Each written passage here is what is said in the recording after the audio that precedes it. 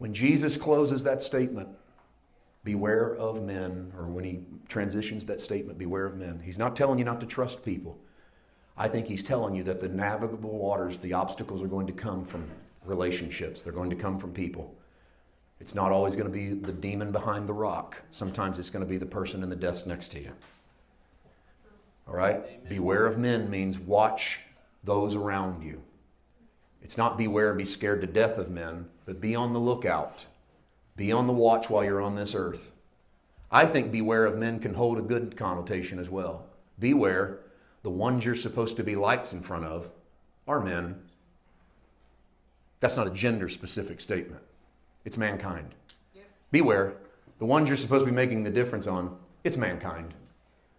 They are the darkness. You are the light. Go shine forth. Wise as a serpent, harmless as a dove. No strings attached.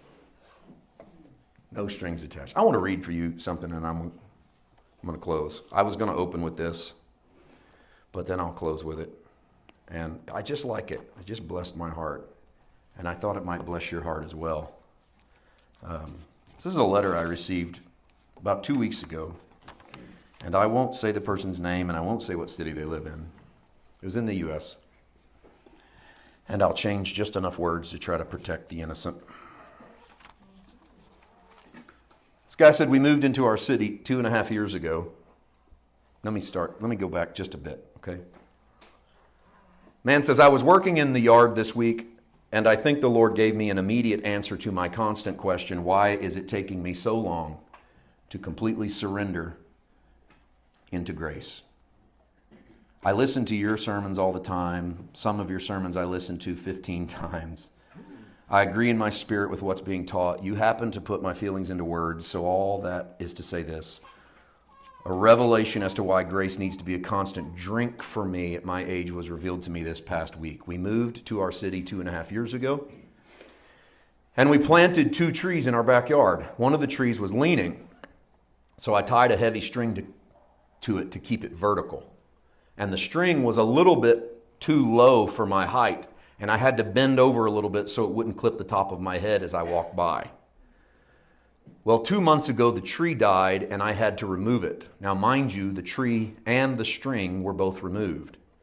And every time since then, I've worked in the yard, and to this day, I bend over to keep the string that held the tree vertical from hitting my head. I'm still in the habit of ducking for my safety. Today, the revelation of the Lord was clear. I've been trained to think a certain way at 82 years of life, and now I have to realize that there is no string. Through your teaching, you've set me free by the revelations you share. I'm so thankful. I just had to share this example of enlightenment on my part as to how people like me need to really take a look at the invisible string or the habits that they are trained to dodge or pay attention to as they walk with the Lord, when all along freedom is there with no strings attached to his presence. That's a good letter. That blessed me. I don't know what your object is, but he loves you with no strings attached. I almost preached no strings attached today, but maybe that little letter will do it justice by itself. Grace and peace to you, church. I send you forth into the world as sheep among wolves. Be ye therefore as wise as serpents and as harmless as doves. Beware of men. They'll persecute you. They'll scourge you. But don't worry about what you shall say when they bring you before the magistrate, for it won't be you that speaks. It will be the Holy Spirit inside of you. I pray that cultivation has begun this weekend in you, that the Holy Spirit begin to minister and to speak through you.